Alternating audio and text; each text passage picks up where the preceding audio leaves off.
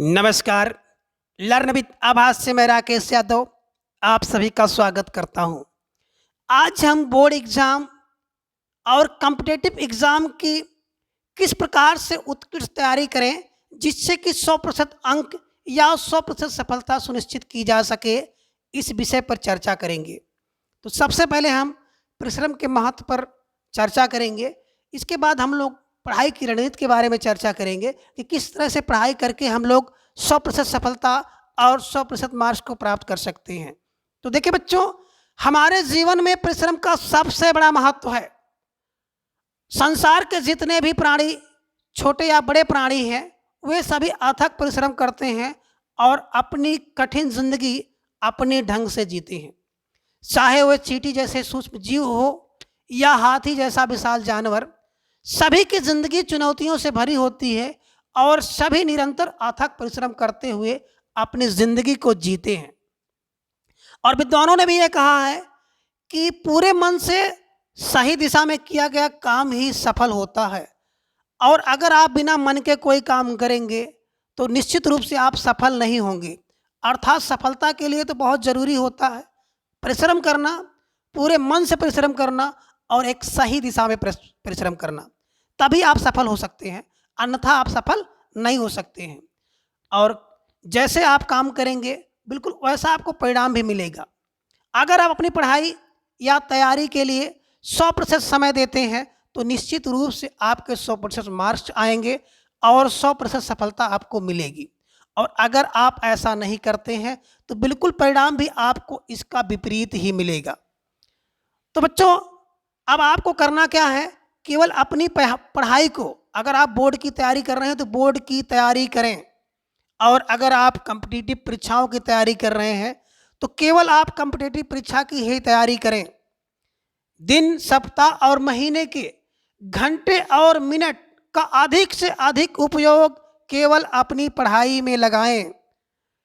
साथ ही साथ खाने पीने, सोने एवं मस्ती से दूर रखें, अर्थात कम से कम समय वेस्ट करें और अधिक से अधिक समय अपनी पढ़ाई पर लगाएं, अपनी तैयारी को दें। अब देखिए बच्चों, अगर आप इसके विपरीत करते हैं तो निश्चित रूप से आप 100% सफलता के और 100% मार्क्स के हकदार नहीं हैं।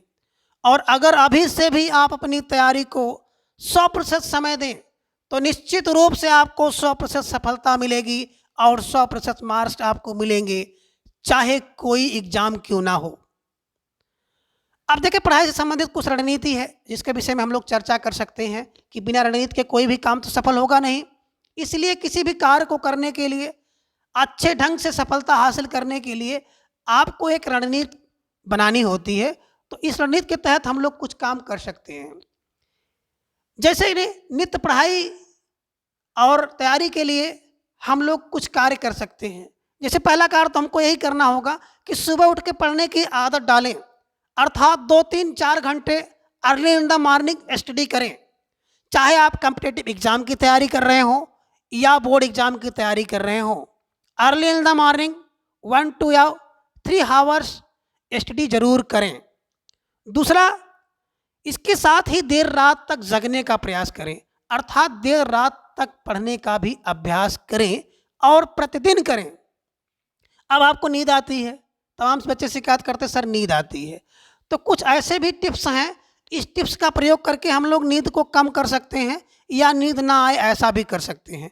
तो पहला काम आपको क्या करना है कि हल्का भोजन करना है, अर्थात जब आप हल्का भोजन करेंगे तो आपको नींद जल्दी नहीं आएगी। दूसरी चीज़, अगर संभव हो सके तो चावल, रात के भोजन में आप चावल का सेवन ना करें।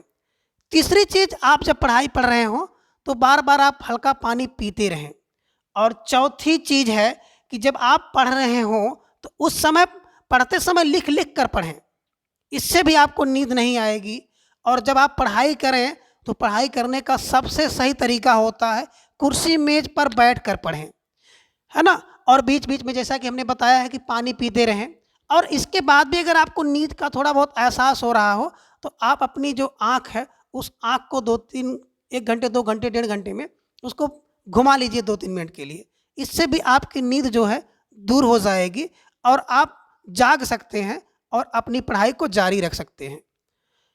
कभी कभी ऐसा भी होता है कि एक विषय को आप पढ़ रहे हो और उस विषय को पढ़ते पढ़ते हम बोर हो जाने लगते हैं या हमको सुस्ती आने लगती है, निद्रा आने लगती है, तो आप उस विषय को बदल करके दूसरा कोई विषय ले लें और उस विषय पे फिर से शुरू करेंगे तो एक बार फिर से आपकी नींद टूट जाएगी, आपकी सुस्ती दूर हो जाएगी और पढ़ाई में आपका मन लगने लगेगा।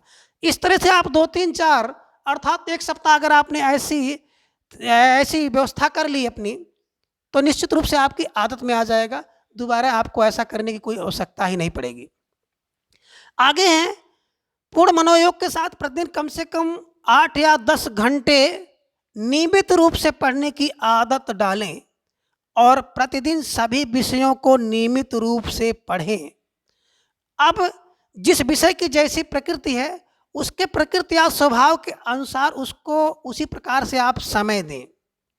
जैसे गणित, अंग्रेजी और विज्ञान जैसे कठिन विषय को आप अधिक समय दें, वहीं हिंदी और सामाजिक विषय को जो कि नंबर देने वाले विषय हैं, ऐसे विषय को भी नियमित रूप से पढ़ें, क्योंकि इससे आपके स्कोर में वृद्धि होगी तो आपकी श्रेणी में सुधार होगा और अच्छा ग्रेड आपको मिलेगा। इसलिए इन विषयों पर भी आपको निरंतर पढ़ाई करते रहना है। आगे सबसे महत्वपूर्ण बात है कि परीक्षा से पूर्व जितने भी विषय हैं, सबसे पहले सभी विषयों का पाठ्यक्रम 1, 2 या 3 बार जरूर अभ्यास कर लें।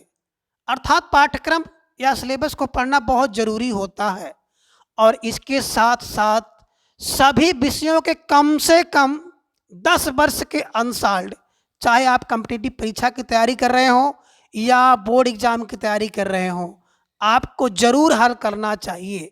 और अगर आप हल करेंगे तो इससे बहुत सहायता मिलती है। पहली सहायता तो आपको ये मिलेगी कि प्रश्न पत्र के नेचर को आप जान जाएंगे कि एग्जाम में पेपर कैसा आता है, क्वेश्चन किस स्तर से आते हैं और किन किन टॉपिक से प्रश्न पूछे जाते हैं, इसका पता चलेगा। दूसरा, आपको परीक्षा में हम प्रश्न को कैसे उसका उत्तर दें, इसकी जानकारी मिलती है। और तीसरा, समय से पेपर हल करने की भी आपको जानकारी मिलती है, आपको सहायता मिलती है। इसलिए आप लोग अधिक से अधिक प्रश्न पत्र या मॉडल पर पेपर हल करने का अभ्यास करें। और कभी कभी तो ऐसा भी होता है कि जो प्रश्न पत्र आप हल करके गए थे उसी प्रश्न पत्र से तमाम प्रकार के क्वेश्चन आपके एग्जाम में फंस जाते हैं, तो इससे क्या होता है, आपके अच्छे अंक आने की संभावना बन जाती है। इसलिए मेरा आप सभी को सुझाव है कि आप सब अपनी लक्ष्य सिद्धि हेतु पूर्ण मनोयोग के साथ लग जाएं, क्योंकि परिश्रम ही वह कुंजी है जो सफलता के ताला को खोलती है। अतः आप सभी खूब परिश्रम करो, शॉर्टकट मार्ग ना खोजो, क्योंकि सफलता का कोई शॉर्टकट नहीं होता है।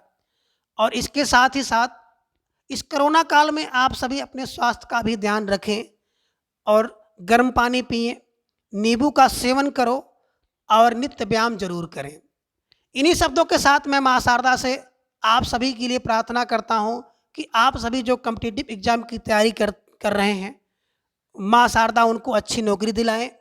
और इसके साथ ही साथ हमारे जो बोर्ड में शामिल होने जा रहे हैं बच्चे, उन सभी बच्चों को माँ शारदा अच्छे मार्क्स दिलाएं। माँ शारदा आप सबकी परीक्षा में सहायता करें, ऐसी हम कामना करते हैं। तो बच्चों, आज की क्लास में बस इतना। और अगर आपको वीडियो अच्छी लगे तो लाइक, शेयर और सब्सक्राइब जरूर करें।